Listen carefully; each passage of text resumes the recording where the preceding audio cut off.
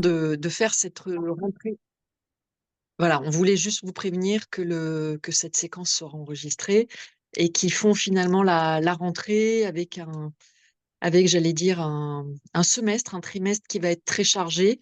On vous propose, je vais rappeler en très très rapidement, 2-3 minutes peut-être, rappeler ou communiquer sur ce que c'est que le LIER. Le LIER, et je vais en profiter aussi justement pour vous donner quelques-unes de nos prochaines dates sur des événements qui auront lieu en octobre et en novembre notamment. Le LIER, c'est un réseau qui a été fondé en 2019 autour de l'idée qu'il pouvait être bien de réunir tous ceux qui sont, entre guillemets, engagés dans la transformation D'accord? écologique euh, dans un cadre professionnel. À ce jour, on réunit environ 1700 personnes qui sont adhérentes, qui sont ce qu'on appelle des acteurs et des actrices des politiques publiques. Et en fait, ça va aussi bien de fonctionnaires contractuels à aussi, on a une grosse partie de nos adhérents qui sont aussi des consultants en politique publique, des experts thématiques, des dirigeants d'ONG. Donc c'est assez varié et j'allais dire que notre credo, notre boussole, c'est comment on arrive à transformer un peu les politiques publiques pour avoir cette fameuse transformation écologique et sociale. Dans nos objectifs, et c'est en lien avec les activités qu'on vous propose, hein, c'est que justement, de par la diversité un peu de nos membres, on arrive à avoir plusieurs formats d'événements. On est là avant tout déjà pour se rencontrer entre nous, partager des bonnes pratiques, des idées, organiser des temps de réflexion, mais aussi des retours d'expérience. On est aussi là hein, on travaille beaucoup à partager, j'allais dire un peu infuser les idées, les propositions écologistes dans la sphère publique. Et puis aussi, quand même, accompagner les décideurs et les acteurs publics en responsabilité. Pour rappel, hein, nous sommes un réseau, le comité d'animation dont je fais partie. Nous sommes des bénévoles avec notre secrétaire général, lui, qui est à temps plein, Adam Forail, et notamment Tiffaine et Fanny. C'est important de le préciser peut-être, hein, c'est un réseau qui est à la fois indépendant et transpartisan, mais qui assume un ancrage, j'allais dire, politique et culturel qui est résolument écologiste. Peut-être pour terminer, je voulais vous rappeler peut-être vous dire 2 points qui me semblent importants. Le premier, c'est qu'on a des groupes thématiques de travail qui sont aussi bien sur les questions d'agriculture, qui sont sur les questions européennes, de finances vertes, de santé, de formation aussi. On a fait pas mal d'ateliers, j'allais dire, au niveau de tout ce qui est aussi la question de la culture managériale. Et puis, on a grandi, j'allais dire, et on s'est un peu développé et ancré dans les territoires. Et on a pas mal de groupes locaux sur lesquels vous pouvez vous inscrire pour avoir les informations de chez vous. Donc, je ne vais pas vous faire la liste, mais vous retrouverez ça sur notre site. Et peut-être simplement pour terminer, voilà, on essaie de croiser un peu des événements qui sont des événements sur l'actualité, hein. On a fait pas mal de réunions, d'informations ou de mise en perspective par rapport aux enjeux des européennes. On a fait aussi un débrief avec des sociologues, notamment sur les législatives. Et puis, on a aussi des thématiques qui sont un peu plus, j'allais dire, ancrées dans le temps, sur des durées longues, autour de toutes les questions d'adaptation au changement climatique, d'environnement. Voilà. Je suis extrêmement succincte, mais vous verrez, en fait, on a sur notre site l'ensemble de ces événements sont bien répertoriés.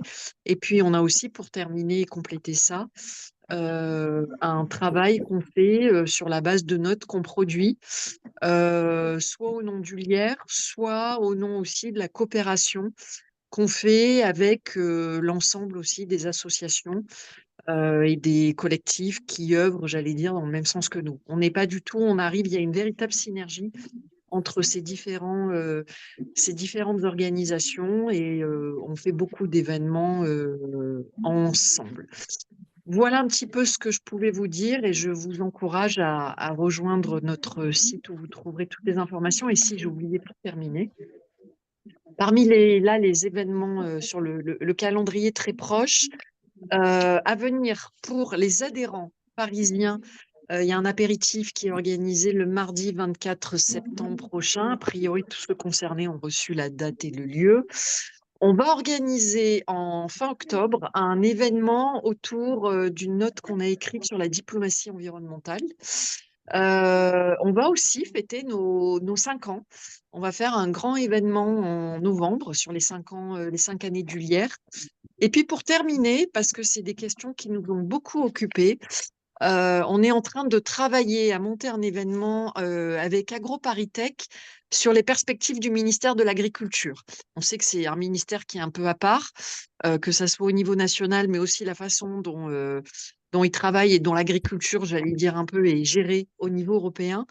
Donc on s'est dit que c'était bien aussi de revenir un peu sur l'historique de ce ministère et voir un peu se poser pour réfléchir aussi à son organisation et quelle transformation pourrait être opportune pour enclencher une véritable transition agroécologique. Voilà, j'ai déjà été trop longue. Je vous laisse, Stéphane, je te rends la parole.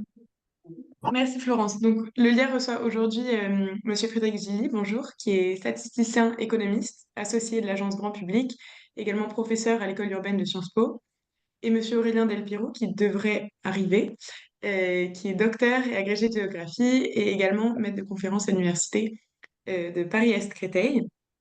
Vous aviez déjà écrit et publié ensemble en 2022 50 cartes avant d'aller voter, et vous donc publiez ce livre en 2024, La France en perspective, coécrit avec Martin Vanier, qui est également géographe.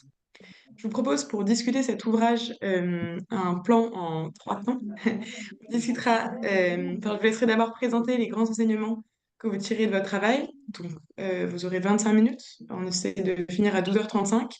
On va passer un deuxième temps de discussion sur des thématiques plus précises qu'on a identifiées au préalable. Et dans un troisième temps, donc d'ouvrir la parole à vous tous et toutes qui écoutez. Je vous invite d'ores et déjà à mettre les questions que vous pourriez avoir en chat pour qu'on puisse voir les thématiques qui ressortent et pouvoir échanger à partir de là. Voilà, ça vous convient, je vous laisse commencer. Bien, bonjour à toutes et bonjour à tous. Désolé par avance pour le ton caverneux avec lequel je m'exprime. C'est l'annonce de l'automne. J'ai pris quelques jours d'avance et j'espère terminer pas à faune 7h15 ensemble. En fait, le,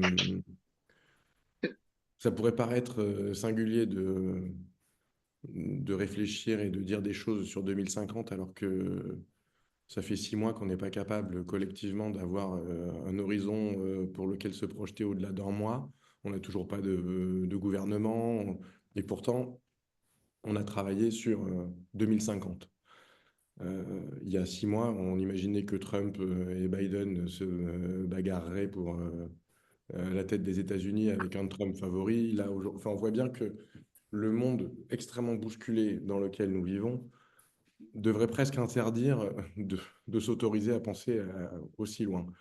En réalité, le point de départ, il est double. D'abord, on entend partout que la France décline, que c'était mieux avant, qu'on va être asséché, inondé, grand remplacé.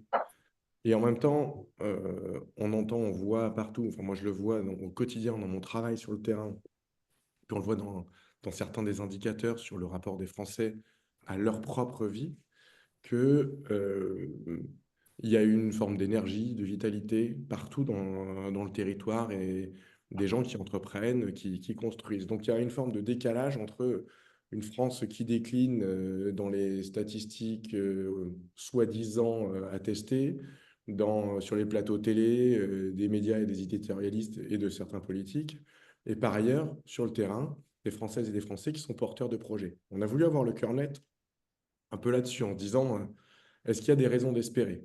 Spoiler, oui. Le deuxième point, c'est on entend partout qu'il n'y a pas d'alternative.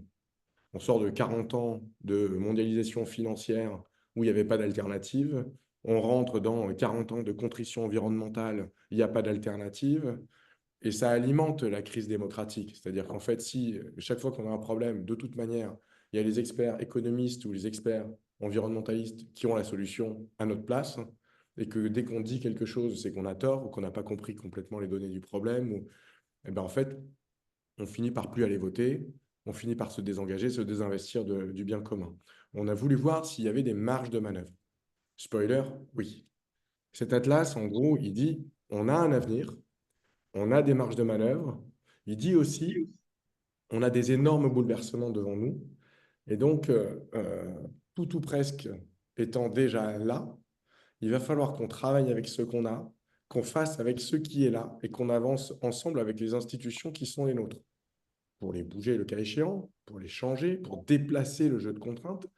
Mais de fait, 2050, c'est demain et on ne va pas inventer du tout au tout des institutions, des bâtiments, des technologies.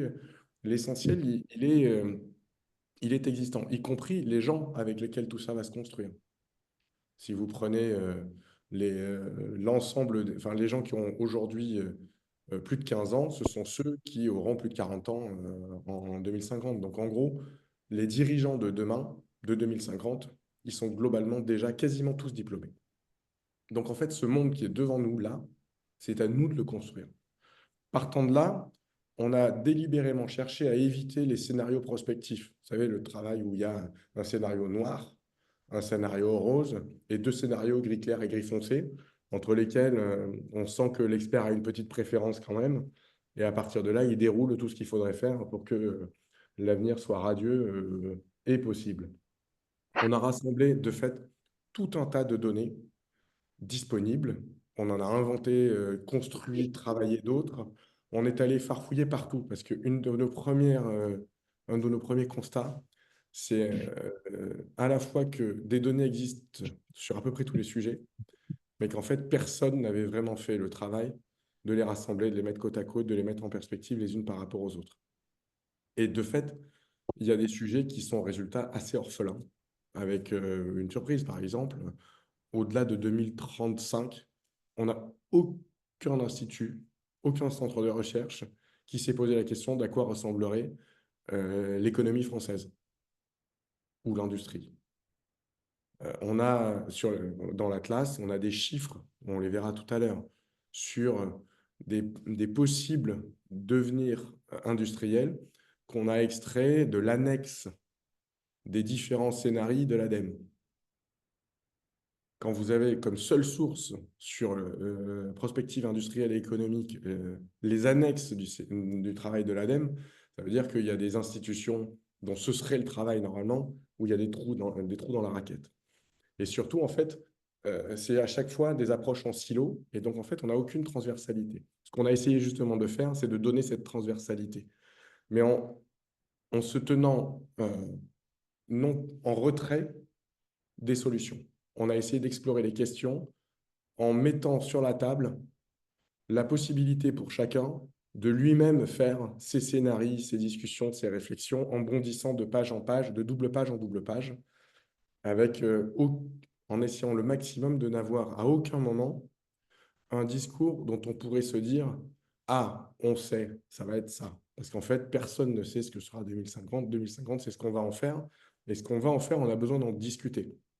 Donc, c'est pour ça qu'on a construit le travail de cette manière-là et qu'on l'a construit, je ne sais pas si vous voyez défiler le document, non pas donc autour des grandes politiques publiques, mais autour de grandes questions. Qui serons-nous? À quoi servirons-nous? Où vivrons-nous? Que pourrons-nous? C'est ces questions-là et ces éléments-là qui ont structuré tout le travail. Alors à partir de là, je dirais que on avance quand même, vous avez dans la partie 1, par exemple, dans quel monde vivrons-nous? On a des grands cadres dans lesquels qu'on peut poser. Premier élément, c'est que, de fait, on sait que la France devient une cocotte minute. va devenir une cocotte minute. De point de vue du climat, on va avoir un climat plus chaud, plus sec, plus extrême, plus variable. Euh, 2 degrés de plus en moyenne, mais 3 degrés de plus l'été. Des canicules plus longues avec, vous avez à droite, là, par exemple, l'évolution du nombre de jours de canicule à Lyon, où, hors îlot de chaleur, on attend 60 jours de canicule par an en 2070 et 35 en 2050. Mais ces jours-là, on est à 3 mois de canicule à Perpignan, 2 mois et demi à Marseille ou Nîmes. On voit bien que ça va avoir des effets très profonds sur la façon de construire et penser nos logements, nos villes, notre rapport au travail. On travaille de manière moins efficace quand il fait trop chaud. Ça va avoir des effets évidemment sur la structure des sols avec les retraits argileux qui vont avoir des effets directs sur la structure du bâti, sur l'ensemble de la biodiversité et des espèces. On en fait la recension. Et ça pose aussi beaucoup de questions, c'est-à-dire que euh, ça va avoir des impacts sur Excusez-moi juste, est-ce que vous pouvez peut-être départager votre diapo et le repartager? Parce que plusieurs personnes ne le voient pas. Désolée de vous interrompre. Est-ce que c'est bon là? Oui, je pense que c'est bon. Super. Et donc je disais, ce réchauffement, ces variabilités, ces effets de sécheresse, ils vont avoir des conséquences sur l'implantation humaine et sur l'organisation même de certaines de nos activités structurantes pour le territoire. J'en ai mis 2 là par exemple. C'est une carte de l'évolution des cultures dont on est assez content parce qu'en fait, elle existe en vérité pas, mais on est allé chercher dans le détail des différentes expérimentations testées par les antennes locales de l'INRA pour voir à quels endroits est-ce que les choses tenaient plus. Et donc, on voit ces effets qu'on connaît sur la remontée du vin, mais également le remplacement du maïs et du tournesol par soja, sorgho dans le sud-ouest, et le maïs et le tournesol qui montent dans les Flandres ou dans les Vosges. La disparition des cultures arboricoles dans le sud et le sud-ouest, elles remonteront très vraisemblablement dans la vallée de la Loire. Ça sera plus possible de faire des abricots, des noix dans la vallée du Rhône. En revanche, ça ne veut pas dire que l'activité cessera. Le pourtour méditerranéen ressemblera sans doute beaucoup plus à l'Andalousie ou la Crète que ce à quoi il ressemble aujourd'hui. Mais d'une certaine manière, ce qu'on dit, c'est pas si grave que ça du moment qu'on s'y prépare, qu'on anticipe et qu'on s'organise pour ça. Ça va avoir évidemment des effets massifs, je le disais, sur les villes, les villages, les logements, également sur les inégalités en termes d'assurance, de primes d'assurance. La façon dont les littoraux ou les montagnes seront fragilisés va avoir des conséquences directes sur les primes d'assurance, sur des inégalités sociales et territoriales, et donc des questions aussi de péréquation entre territoires. On va également avoir des questions sur les bascules migratoires et les grands équilibres géographiques du pays. On y reviendra un petit peu plus loin sur les dimensions démographiques et d'habiter. Mais de fait, une des questions qui peut se poser, c'est est-ce qu'on ne va pas vers la fin du modèle un peu héliotropique et métropolitain où les gens partaient du nord-est pour aller sur le bassin méditerranéen et sur la côte atlantique. Peut-être qu'ils continueront à aller massivement sur la côte atlantique, au moins sur le nord, mais au moins, ou en tout cas sur le bassin méditerranéen, beaucoup de questions vont se poser compte tenu des conditions de température. Également, en termes de climat, on sait que, et on y reviendra un peu plus tard, vont se poser des questions sur les conséquences en termes d'organisation même de notre appareil productif et de nos rythmes de vie, des contraintes posées sur la décarbonation de l'économie, les questions que ça posera ensuite sur nos sources d'énergie et sur la réorganisation de notre économie tertiaire ou de notre économie secondaire. Un deuxième point sur lequel on a des gros enjeux assez stabilisés, assez clarifiés à l'horizon 2050, c'est la démographie. Au-delà de 2050, on a des effets en chaîne, des incertitudes générationnelles, c'est-à-dire que les enfants qui auront des enfants entre 2050 et 2070 sont des enfants qui ne sont pas encore nés. Donc, si on fait la moindre erreur de prévision sur les 10 prochaines années, c'est des effets en chaîne sur 2060-2070. Mais à horizon 2050, c'est assez balisé. De fait, ce qu'on voit en démographie, l'élément majeur, c'est évidemment l'augmentation de la population à l'échelle de la planète. La France, 45 millions d'habitants, 1,5% de la population de la planète en 1960, 68 millions et 0,8% en 2020. En 2050, on estime que ce sera à peu près 70 millions et 0,7% de la population de la planète. Pour l'Europe, c'est pas beau, c'est pas si différent que ça. On est à 420 millions d'habitants en 2050 contre 450 aujourd'hui. À l'échelle de la planète, on passe de 7,5 à 9 milliards.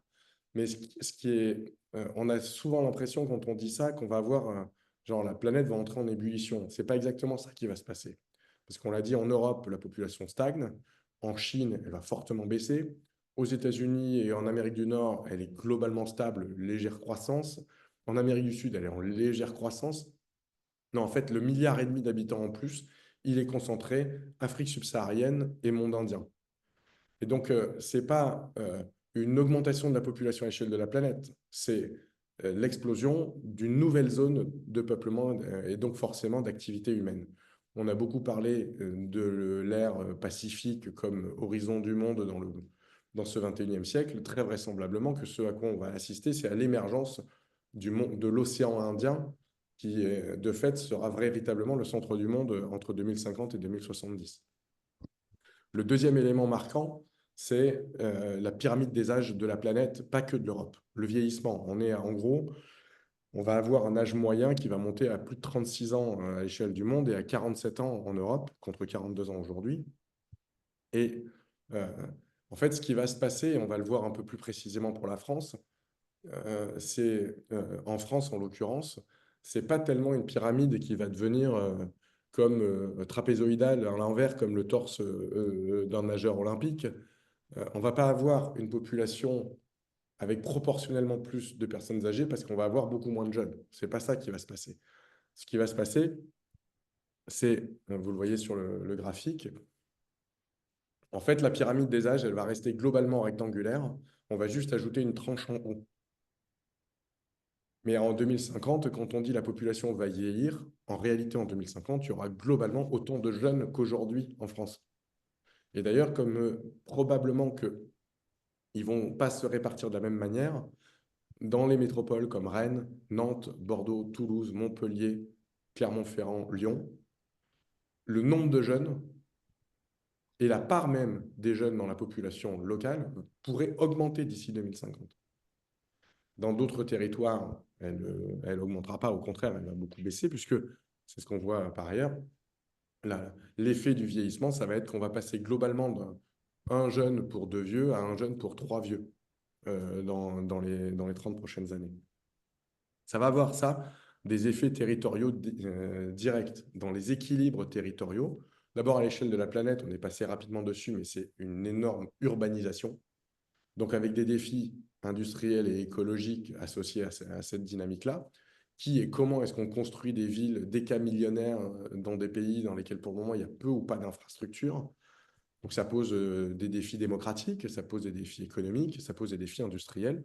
Et sans doute que les grands groupes de bâtiments, de travaux publics, de services urbains européens auraient intérêt à se poser cette question de comment est-ce qu'ils participent à cette transformation de la planète. Mais par ailleurs, ces dynamiques-là vont avoir des effets territoriaux. Par exemple, on a essayé de simuler les effets d'une plus ou moins grande ouverture migratoire de la France sur les équilibres du marché de l'emploi, département par département.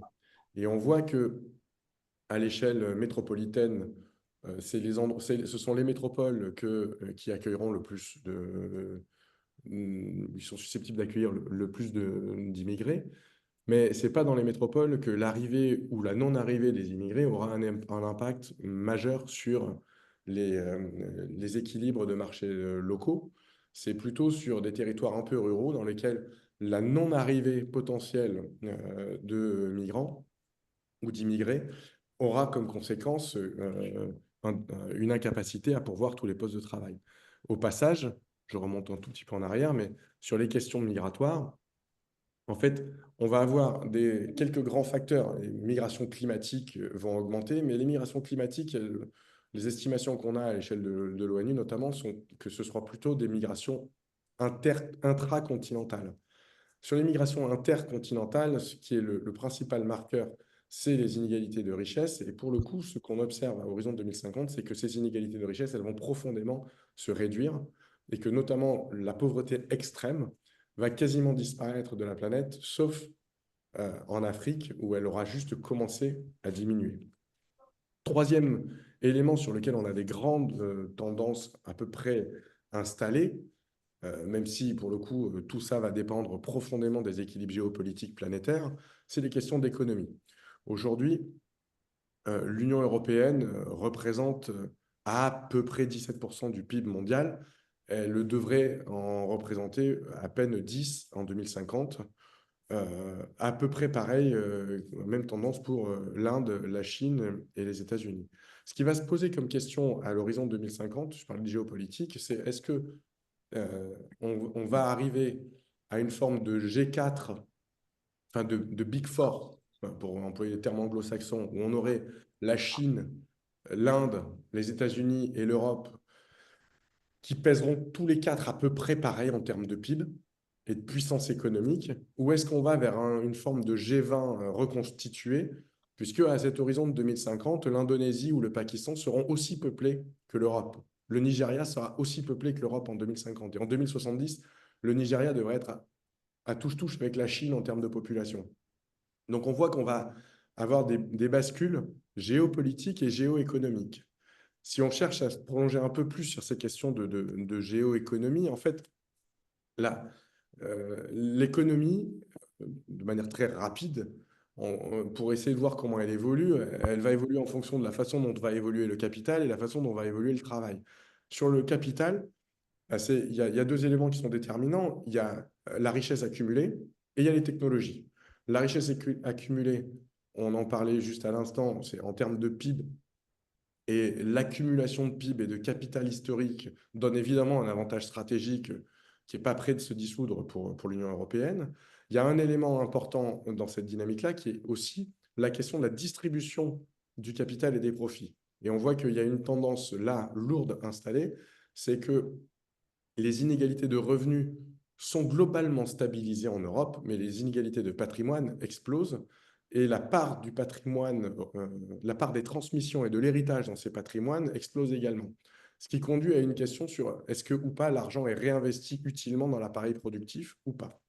En termes de technologie, on sait, je ne vais pas y revenir plus que ça, la rupture majeure, c'est l'intelligence artificielle qui va surtout bouleverser les fonctions d'administration dans les grandes entreprises comme dans les collectivités ou les gouvernements.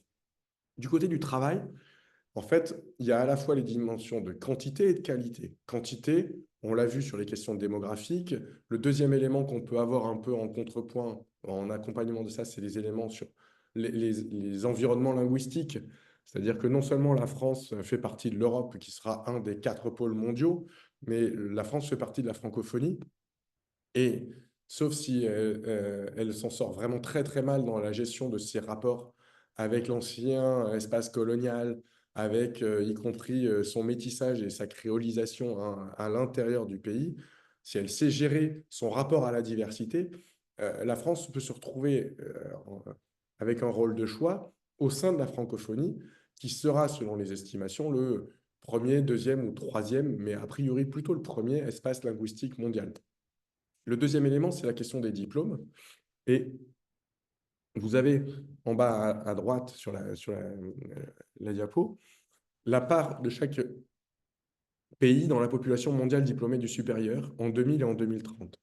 Et en fait, si on regarde 2050, en fait, ceux qui seront diplômés du supérieur en 2030, ça donne une bonne idée de où seront potentiellement localisés les innovateurs et les innovations de 2050. Et ce qu'on voit, c'est qu'en fait, on passe de l'Europe et les États-Unis qui pèsent 25% des diplômés mondiaux en 2000 à l'Europe et les États-Unis qui pèsent moins de 15% des diplômés mondiaux en 2030, tandis que la Chine et l'Inde réunis pèsent 50% des diplômés mondiaux en 2030. Donc sans doute que d'ici 2050, ces 50% de diplômés du supérieur chinois ou indiens sont ceux qui porteront une part essentielle des innovations.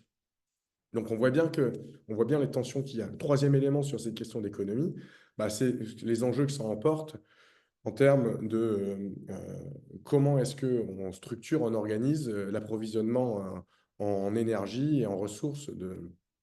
Et vous avez là toute la question, je sais que ici vous êtes des grands spécialistes pour une bonne part d'entre vous, sur la question de, en fait, on a aujourd'hui globalement les 2 tiers, voire les 3 quarts de notre production électrique qui est à inventer pour 2050. Le mix énergétique de 2050, il est pour l'essentiel non existant et non installé. Aujourd'hui, il faut l'installer, sachant que par ailleurs, compte tenu de la dynamique de décarbonation, il va en plus falloir augmenter la part de production énergétique. Et ça pose évidemment des questions fortes sur les modèles d'organisation. On a par exemple là la question de l'agriculture. Dans l'agriculture, on ne va pas juste avoir une adaptation des modèles de production plus ou moins raisonnés, plus ou moins intenses, même si on va l'avoir. On va aussi avoir des questions de modèles d'organisation. Est-ce qu'on va aller vers la fin de l'exploitation familiale pour aller vers des exploitations collectives? Est-ce que ces exploitations collectives vont prendre la forme de groupements d'agriculteurs, d'associations ou de grands groupes? Bah, tout ça, ça reste ouvert de la même manière que la question qu'on peut attraper fortement, pour laquelle il y a un véritable enjeu de dépendance dans les émissions de notre trajectoire d'émissions, c'est la question des importations. C'est-à-dire qu'en fait, on peut être très propre en interne si de fait on importe des biens qui sont produits de façon non durable, on a des émissions importées très profondes et on voit que la difficulté qu'on a aujourd'hui sur notre agriculture, sur notre énergie comme sur notre industrie manufacturière, c'est le principal élément qui pèse sur la dimension cachée de notre balance énergétique. Alors, une fois qu'on a posé ces éléments-là, je dirais qu'il y a des grands enjeux derrière sur la façon de se projeter. Peut-être que c'est des éléments qui peuvent faire l'objet des questions d'approfondissement dont on parlait tout à l'heure, sur la question des modes d'habiter dans ce contexte-là, la question de comment on se construit soi-même dans ce monde-là, ou comment est-ce qu'on vit ensemble dans ce monde-là. Je ne sais pas si je continue directement ou si... Oui, rapidement, vous pouvez dire un mot de 3 minutes sur ce point-là et puis on passera aux questions. Alors, en gros, sur les modes d'habiter, je dirais qu'il y a 3 grands champs qu'on explore. Le premier, c'est les questions des grands équilibres régionaux. On voit que, évidemment, les grands équilibres régionaux, ils vont être dictés en partie par les questions de conditions climatiques. Ils vont aussi être dictés, c'est c'est la carte de gauche, ils vont être dictés également par les questions de marché du travail. Et là, pour le coup, euh, on a une vraie question sur les tensions sur les métiers. Là où il y a des tensions, eh ben, en fait, c'est là où potentiellement il y a du boulot à aller chercher. Et enfin, la question de l'intégration européenne qui va aller encore croissant et qui ne cesse d'augmenter et qui peut potentiellement avoir un effet quand on regarde les dynamiques à l'échelle industrielle et démographique à l'échelle non pas française mais européenne. On voit que tout le bassin nord-est français est en train de s'arrimer de manière de plus en plus prononcée à l'arc rhénan, alors que ce soit le Jura, la Savoie, la Haute-Savoie, le Rhône sur la Suisse, que ce soit sur le Bas-Rhin, le Haut-Rhin, enfin toute la Lorraine vers l'Allemagne et le Luxembourg. La France est un des pays les plus intégrés à l'échelle européenne et dont la dynamique est la plus croissante. Mais ce qu'on va voir aussi, c'est vraisemblablement des mobilités résidentielles à la carte.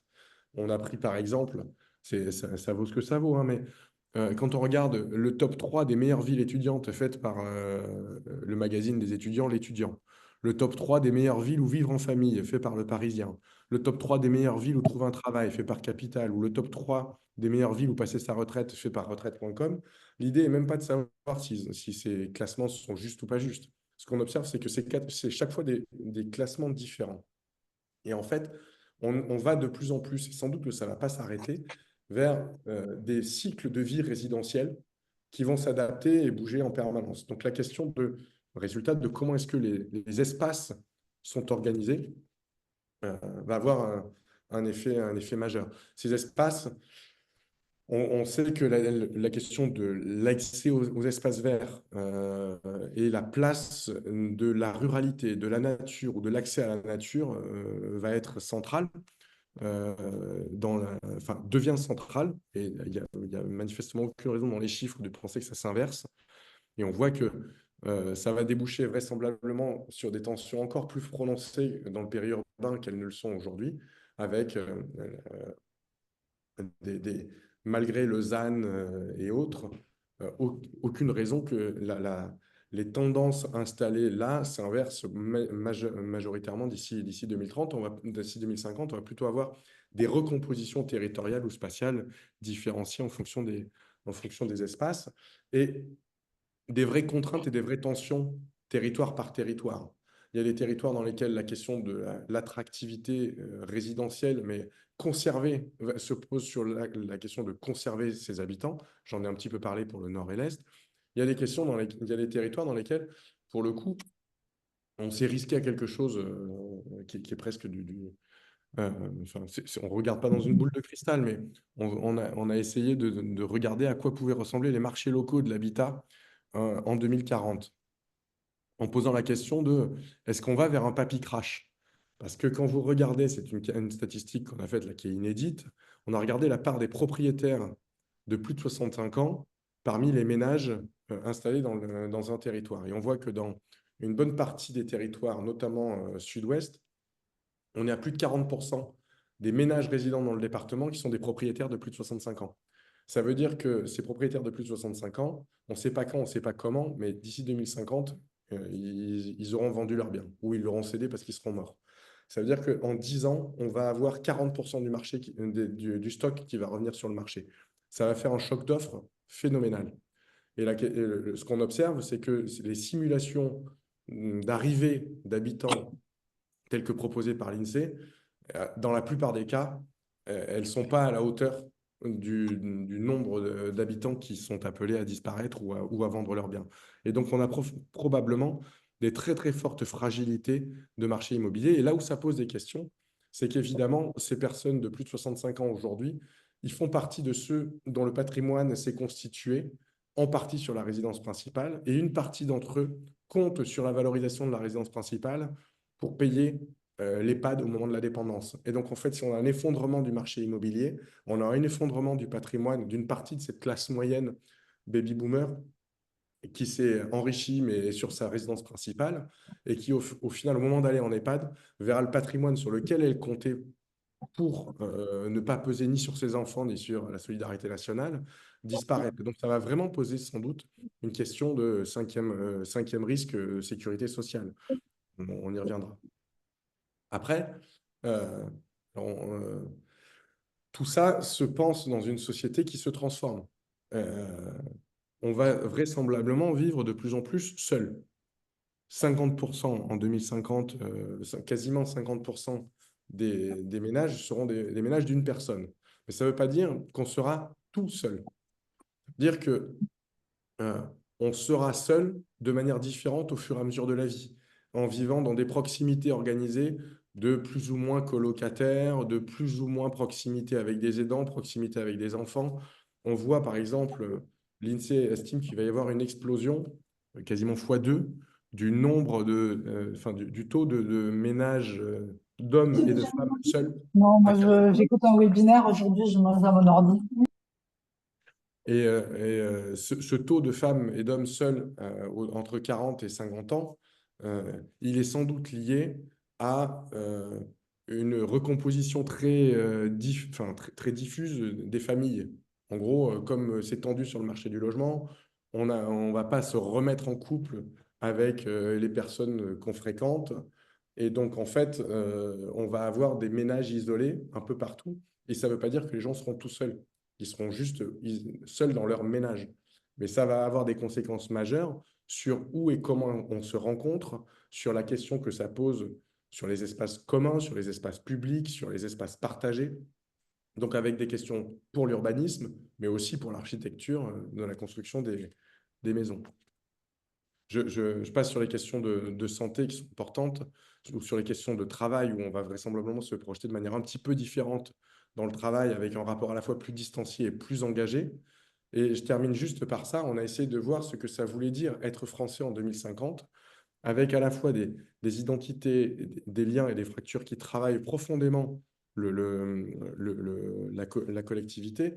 Et ce qui est frappant dans la période qui s'ouvre devant nous, c'est que vraisemblablement, on va se retrouver dans une situation où on va avoir non pas une France partagée en deux, comme on a pu l'entendre par erreur à l'issue des élections européennes et législatives.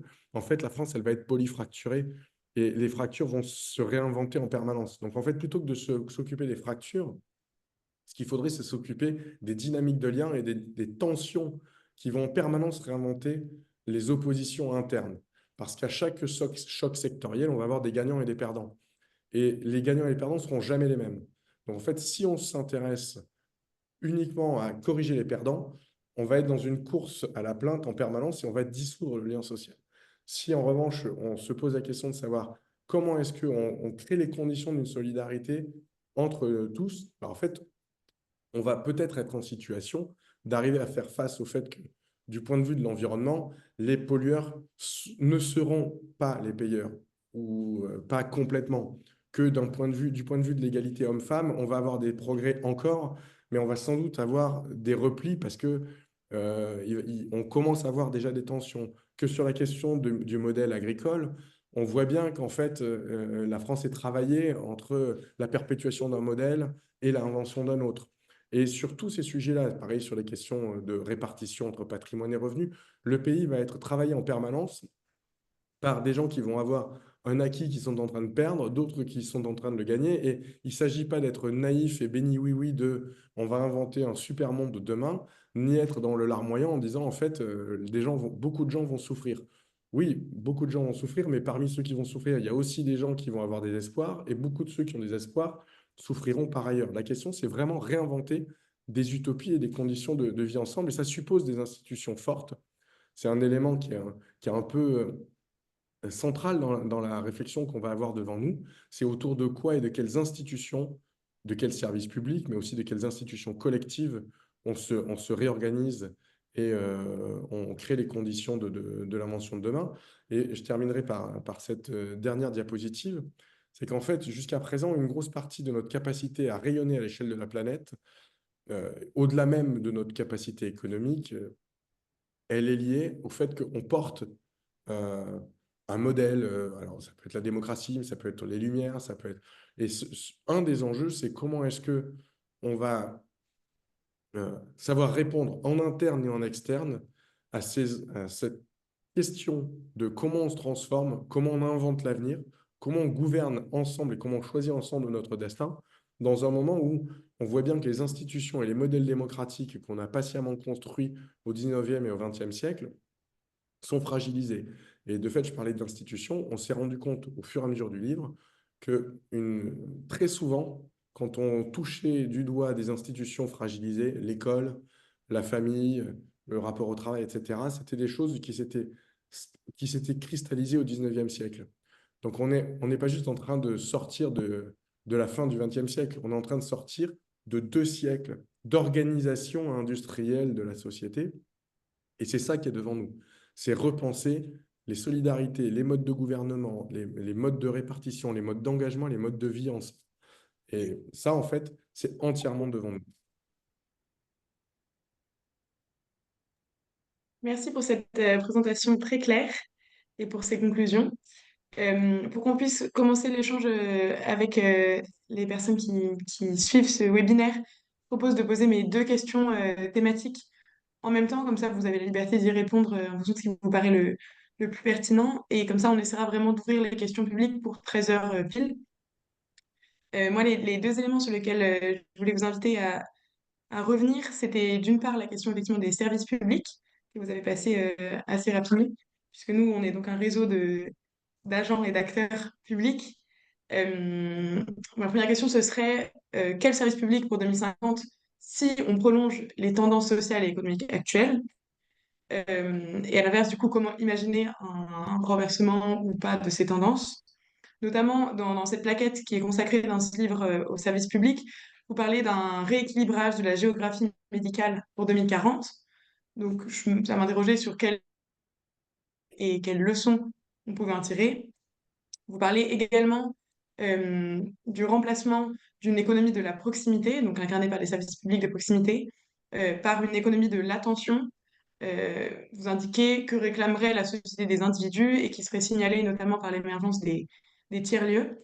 Moi, j'ai été interrogée par le sens de cette dichotomie. Donc, si vous pouvez revenir dessus, ça me paraîtrait intéressant. Et le deuxième point sur lequel je serais preneuse, c'est cette question assez transversale de la place de l'intelligence artificielle dans l'exercice de prospective que vous réalisez ici. Parce que je trouve qu'on sent que la double incertitude, donc tant en matière de potentialité des avancées de l'intelligence artificielle dans les prochaines années, qu'en termes d'application et de diffusion concrète de ces outils, notamment dans les politiques publiques, mais aussi dans les entreprises, cette double incertitude traverse tout l'ouvrage. Et donc, je me demandais quels sont aujourd'hui, pour vous qui avez fait tout ce travail de recherche, les scénarios ou les prospectives qui vous paraissent les plus pertinentes à ce sujet, et quels éléments nous dégager sur ce sujet aujourd'hui. Voilà. Ouais, que Florence a levé la main aussi. Je sais pas si. Alors oui, j'avais une question qui est plutôt une question chapeau. Au démarrage, vous évoquiez notamment l'absence de visibilité, ou plutôt, vous disiez après 2035, en fait, il n'y a pas eu beaucoup de travaux sur les questions de l'industrie en France, économie et tout. Moi, la question que j'avais envie de vous poser un peu, c'est que on le voit, on a beaucoup, en termes de politique publique, à l'heure actuelle, de mesures un peu dans tous les sens pour rattraper des erreurs qui sont liées au manque d'anticipation. Comment on fait, j'allais dire, pour travailler sur une vision qui est à la fois longue et en même temps très courte, hein, parce que 2050, si je comprends bien, c'est une génération, donc c'est pas si énorme que ça.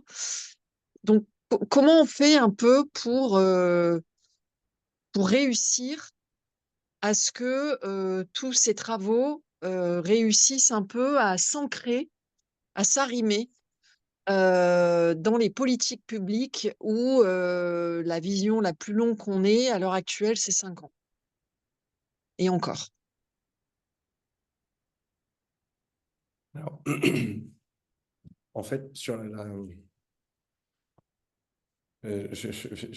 réponse à la deuxième question, ça me permet de déboucher sur les deux premières, parce que c'est une des raisons pour lesquelles, d'une certaine manière, on n'a pas voulu, nous, rentrer dans le jeu des scénarios. Parce que il y a, on n'a pas fait ce bouquin pour se faire plaisir. L'objectif est qu'il débouche sur du débat à l'intérieur, si possible, des sphères techniques, décisionnelles, politiques. Parce que effectivement, quand on a pu le présenter à droite à gauche dans quelques administrations, notamment par exemple à l'INSEE, certains nous ont dit, mais en fait, c'est fou parce qu'on a plein de chiffres en silo et on n'arrive pas à faire du systémique. Dans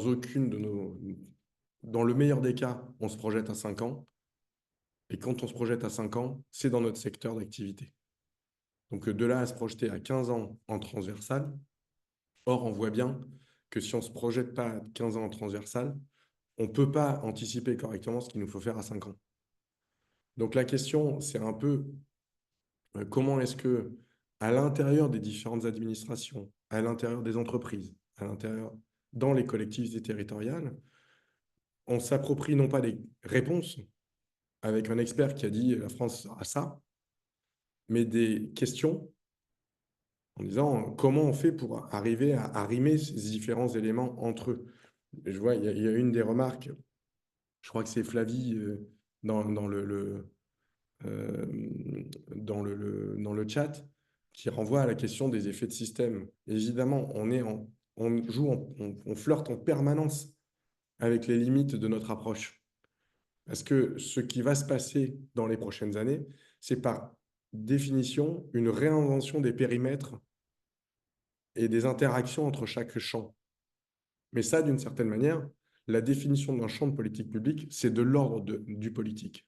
Donc, ce qu'on a essayé de faire, nous, c'est de nous prémunir un maximum de l'incertitude attachée à l'approche par silo, en multipliant les angles d'attaque différents sur une même question, de manière à ce que derrière, en fait, on puisse y compris se saisir de la porosité de ces effets de système et de la nécessité d'arriver à chacun les repenser, parce que vraisemblablement, ils ne se territorialiseront pas de la même manière, et les effets de système qui vont se mettre en place à l'horizon 2050 dans le Nord seront pas ceux qui auront lieu dans le Sud-Ouest ou dans le bassin méditerranéen. Parce que les tensions liées aux contraintes énergétiques, aux transformations paysagères ou agricoles, etc., seront pas les mêmes. Et donc, en fait, on a déjà aujourd'hui un problème de territorialisation des politiques publiques. En fait, on va avoir un problème de territorialisation de la transformation des politiques publiques. Ça va être au carré. Ça renvoie un peu à la question des services publics. En fait, euh, si je reviens je ne sais pas si vous voyez toujours les diapos. En fait, on a essayé de prendre de récupérer les différentes fonctions issues notamment des scénarios de France Stratégie pour les regrouper par fonction et des choses attachées aux fonctions publiques ou attachées. Et on voit qu'en fait, euh, on a un problème, un double problème sur les services publics. D'abord, on observe aujourd'hui une crise des services publics, à la fois augmentation des violences contre les personnels, augmentation des démissions et de la défiance à l'intérieur de la fonction publique. Et ça ne va pas s'arranger, c'est-à-dire que quand on regarde à moyen terme, on va dire, à court terme en réalité, en 2035, 2030-2035 sur la base des scénarios stratégie, on voit que c'est en gros des endroits sur lesquels on va avoir des métiers encore plus en tension, donc sur lesquels euh, les questions de renouvellement ou de non-renouvellement des populations travaillantes vont être les plus prononcées. D'ailleurs, quand on réfléchit, ça fait un peu le lien avec l'IA, hein, mais quand on réfléchit aux métiers qui vont se transformer demain, on a souvent en tête le besoin qu'il va y avoir d'ingénieurs, de ci, de ça. Oui, enfin, le principal besoin, c'est des agents d'entretien, c'est des profs, c'est des aides-soignants. En masse, c'est quand même ça. En masse, il va falloir qu'on recrute 350 000 enseignants dans les 10 prochaines années. Et si on ne les a pas, eh ben, en fait, on ne les aura pas. Et pareil sur les agents d'entretien, pareil sur les assistantes maternelles, Il y a un secteur sur lequel vous faisiez allusion, euh, la carence devrait être compensée assez rapidement à horizon 2050, c'est la question des médecins, mais c'est à moyen terme, hein. En fait, on voit que selon les projections DRESS, on arrive à équilibrer globalement euh, le besoin de professionnels de santé à horizon 2040, mais ça ne veut pas dire qu'on va cruellement, cruellement en manquer dans les 10 prochaines années, avec des effets profonds derrière, pour les professionnels de santé, mais pareil pour l'école, sur la façon dont les publics et les habitants se sentent traités. Vous avez des inégalités scolaires. C'est une carte inédite, pareil. On a répertorié à l'échelle communale les communes sans école et les communes où on a un nombre d'élèves moyens par classe supérieur au standard maximum du ministère. Et on voit qu'en gros, les communes sans école et les communes surchargées, c'est une géographie qui n'est pas du tout neutre. C'est une géographie qui est très, très typée. C'est les zones rurales sans école, c'est les quartiers populaires de banlieue avec des classes surchargées. Et résultat, évidemment, que ça provoque, un- ça provoque des tensions sur le lien collectif. Et Merci. juste sur Excusez. l'IA, oui, sur l'IA, on a une double incertitude qui est qu'en fait, on sait juste que ça va aller beaucoup, beaucoup plus vite qu'anticipé. On a ce graphique qui est issu du dire d'expert. J'y vais juste rapidement. Je crois que je l'ai mis. Je ne l'ai pas mis, c'est pas grave. Il est dans le livre, vous le trouverez dans le livre. Graphique issu à dire d'expert où en fait, quand vous comparez les dires d'experts sur les progressions de l'IA, notamment sur l'intelligence émotionnelle collective, il y a 5 ans, on imaginait que la performance de l'humain moyen serait atteinte en 2035 et elle est déjà atteinte. Non, tu viens pas Oui, je comprends après. Ça va très, très, très vite. Et ce sera cumulatif. Donc, notamment, par exemple, en santé, on ne sait absolument pas dire quels seront les effets sur les découvertes médicales du déploiement de l'intelligence artificielle, parce que ça va avoir des effets cumulatifs extrêmement, extrêmement rapides. Merci. Juste un petit point. Pensez tous à bien désactiver vos micros quand vous ne prenez pas la parole, s'il vous plaît.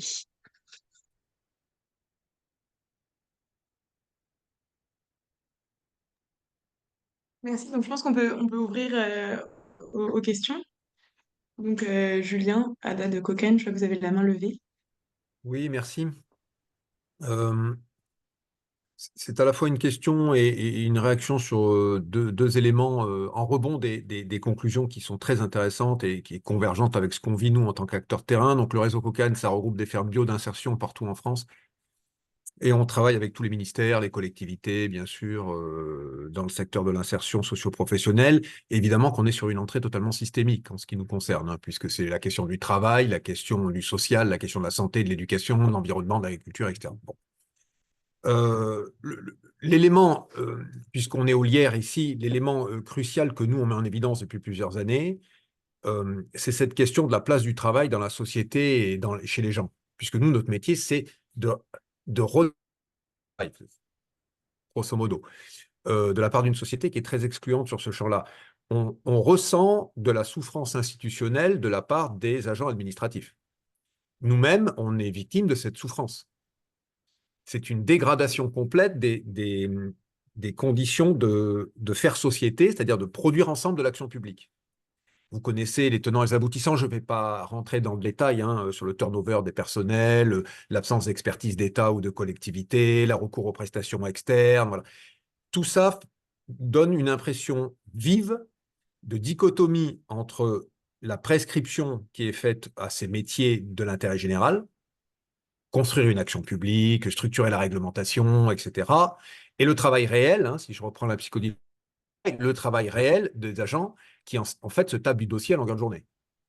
Sans en comprendre le contenu, en étant en situation de quasi-incompétence ou du moins d'un vrai problème d'appréhension de la réalité, etc. Et cette souffrance au travail, cette souffrance, ce manque de sens au travail et de sentiment d'impuissance et d'incapacité d'agir inonde toute la société du travail aujourd'hui, et en particulier tous les services publics et les services associatifs qui ont été financiarisés, c'est-à-dire évalués sur des critères quantitatifs, calculés sur des logiques de coût-investissement. Bon. C'est ce qu'on vit, nous, en tant qu'associatifs, ce qu'on vit, nous. Voilà. Donc, il y a une société de la production, du PIB, qui construit tout son système évaluatif sur une logique quantitative.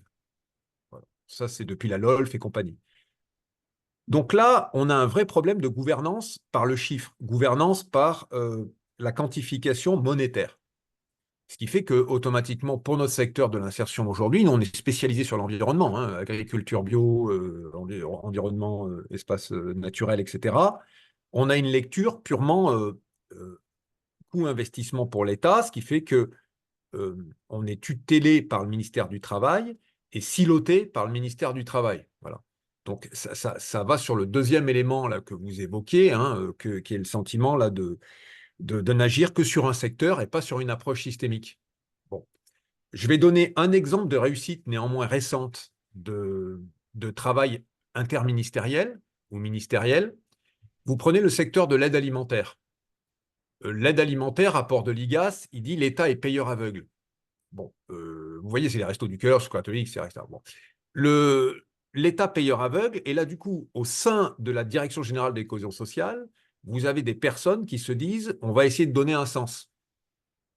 Et donc, de se redonner à nous-mêmes un sens à notre travail dans la perspective d'une transition écologique et sociale. La question, c'est comment faire. Alors, c'est 2 ans c'est 2 ans de concertation interne avec le secteur associatif, le ministère de l'Agriculture étant évidemment en périphérie, et surtout la cohésion sociale. Et on aboutit à un programme qui s'appelle Mieux manger pour tous et qui va financer des expérimentations dans les territoires à dimension systémique. Donc là, on est sur des pas de temps de 3 à 5 ans et on arrive à intégrer à l'intérieur de ça des approches systémiques. Je finis sur une perspective qui serait remarquable. Si vous prenez, que je connais bien, le ministère de l'Agriculture et la marginalisation de l'agriculture biologique au sein du ministère de l'Agriculture, on pourrait imaginer aujourd'hui réintégrer l'agriculture biologique dans une logique hors marché, c'est-à-dire que ce qu'elle produit serait valorisé sur ses externalités systémiques, et notamment la capacité d'approvisionner l'aide alimentaire, c'est-à-dire construire des communautés de besoins, satisfaction de besoins par des bassins de vie, dans laquelle l'agriculture biologique, c'est dans une logique de conventionnement avec l'État, des acteurs privés, des acteurs philanthropiques, etc., pour résorber cette question de la précarité alimentaire et de tous ces enjeux de santé, etc. Donc, on peut imaginer des systèmes de renversement de gouvernance par le calcul, par des gouvernances par le besoin, et on voit que c'est ce qui s'est passé pour le Covid, pour l'État, et l'État est venu nous chercher. Donc, il y a bien des moments où l'État arrive à comprendre qu'on peut gouverner par les besoins.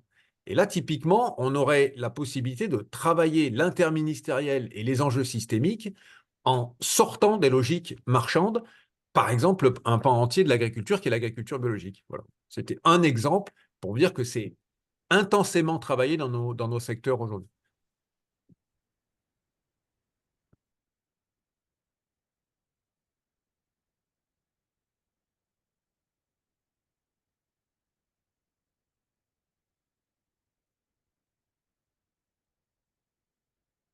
Et je peux réagir, mais sinon, s'il y a quelqu'un d'autre qui veut réagir Je Oui, oui, allez-y.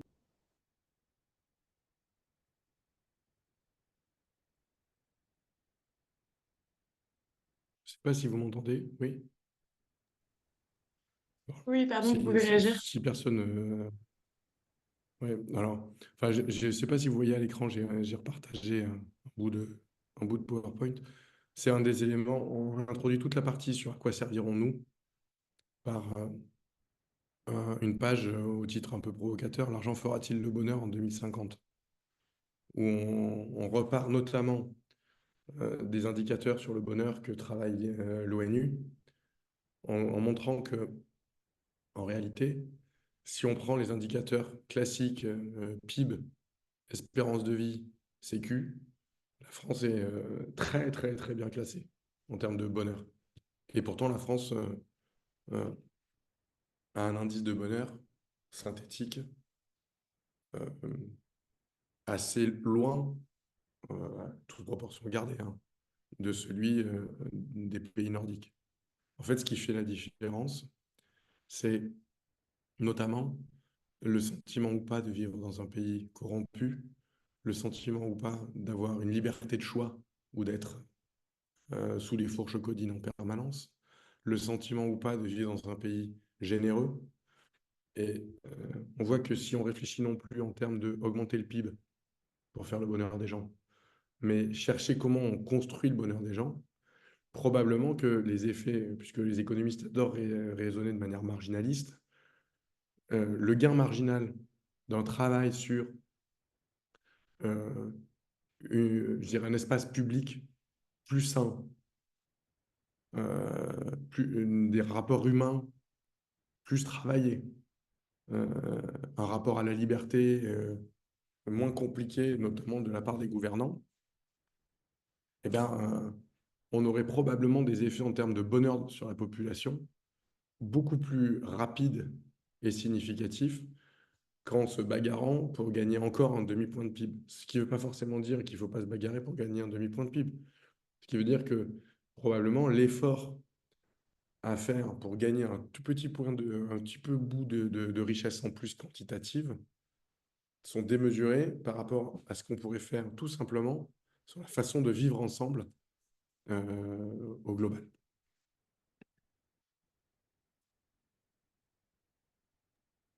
On a une question de Flavie Lepoutre-Martin dans le chat. Existe-t-il une étude prospective sur les conséquences du vieillissement sur notre système démocratique? Alors, pas d'études prospectives, mais on a travaillé la question sur les 2-3 dernières planches de l'Atlas sont sur que pourrons-nous, et à savoir à la fois que deviendront ou pas nos institutions, et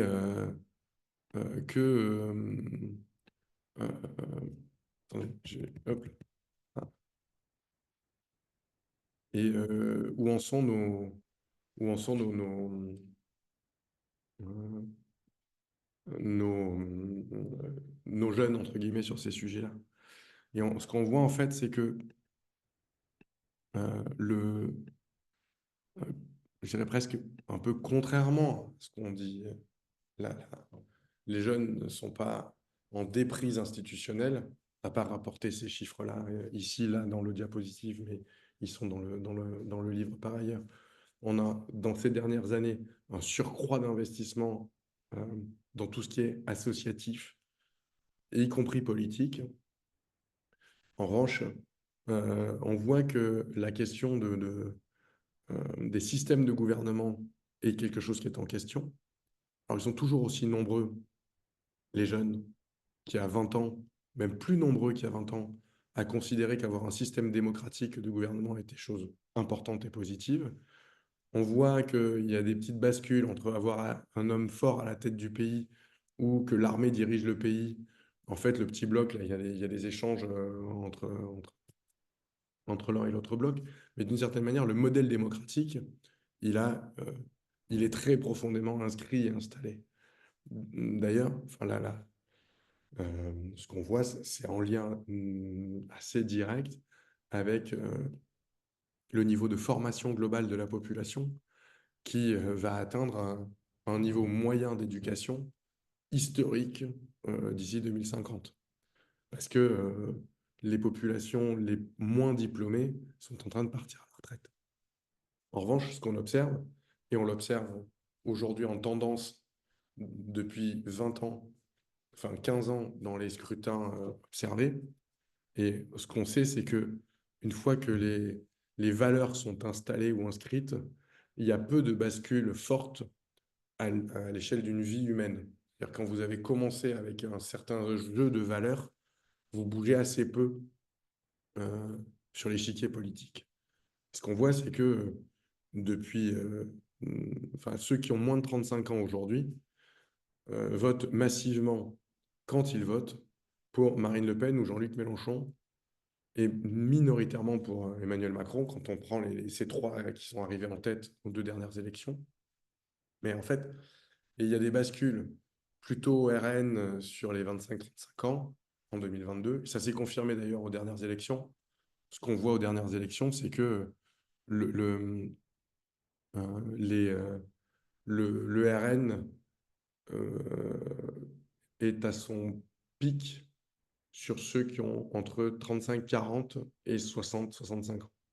Au-delà de 65 ans, c'est plutôt PS, LR, Renaissance.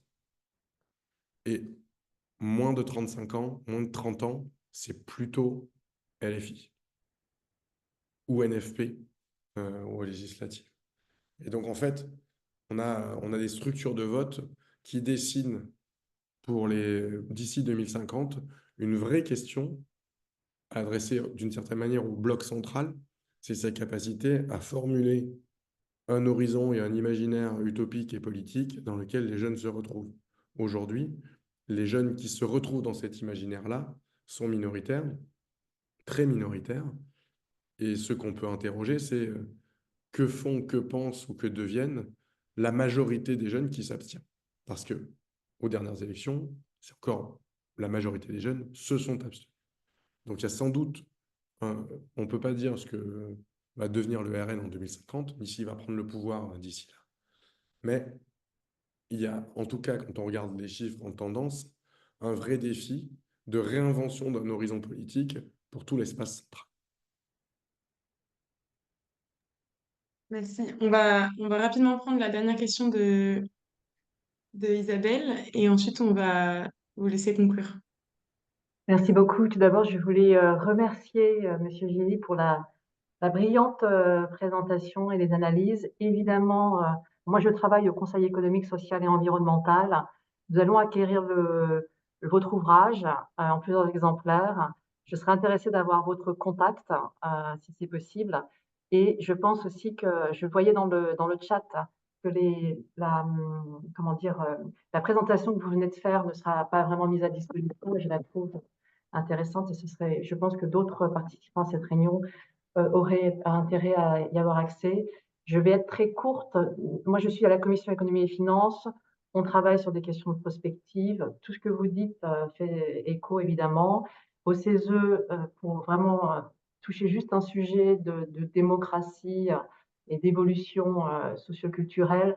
Et puisque nous sommes au LIER, et dans le cadre du LIER, et que nous avons une population plutôt de fonctionnaires, je voudrais citer la récente analyse de Luc Rouen sur le vote des fonctionnaires, hein, pas des hauts fonctionnaires, mais des fonctionnaires qui vont de plus en plus vers le RN, que ce soit la fonction publique de l'État, la territoriale ou l'hospitalière.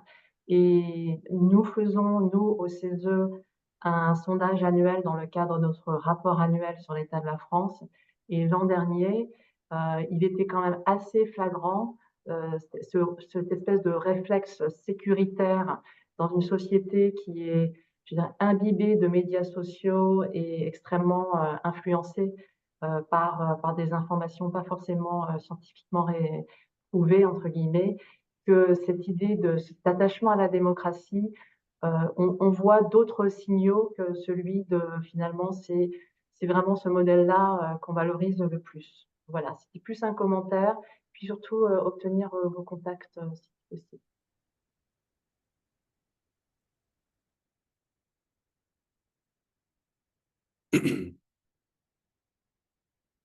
Non, mais de fait, enfin, je pense que ça peut être un mot de conclusion, mais je pense que c'est pour ça qu'on a terminé l'Atlas sur quelques diapositives et quelques planches sur que pourrons-nous autour de la question démocratique, la question des institutions, la question des renoncements et des espoirs qui tiraillent le lien social de l'intérieur, et la question des valeurs portées par les jeunes.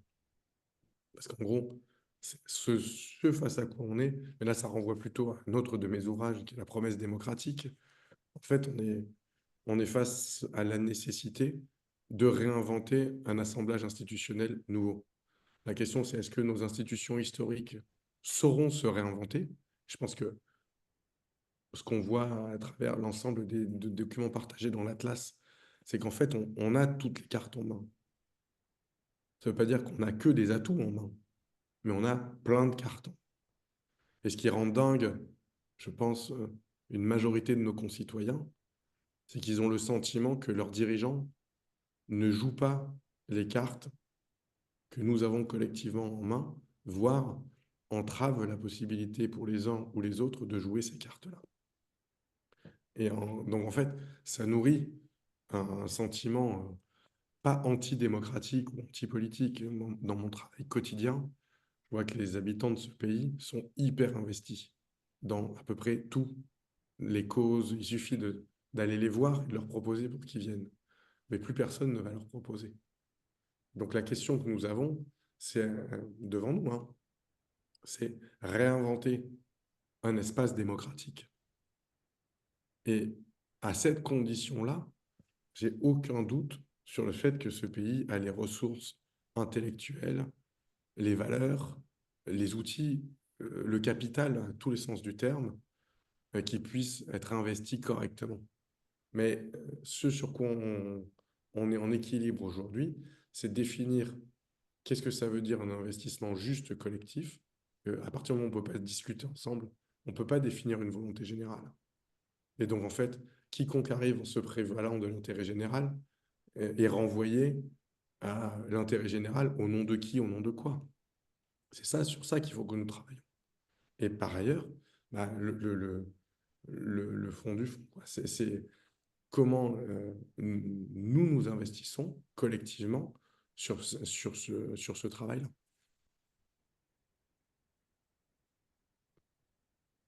Je propose que ce soit donc le mot de la fin. Merci beaucoup pour l'ensemble de cette présentation. Donc, je vous renvoie tous et toutes au livre La France en perspective, dans lequel toutes les analyses sont approfondies. Je vous remercie beaucoup, Monsieur Gély, d'avoir accepté de faire cette présentation aujourd'hui. Si donc vous êtes d'accord, on peut vous mettre en lien également. Oui, Et bien voilà, sûr. je vous souhaite une bonne journée. Merci à vous. Merci de votre invitation. Merci à vous, merci Au beaucoup. revoir. Merci, au revoir. Bonne journée. Au revoir, merci beaucoup. Au revoir. Merci. Merci.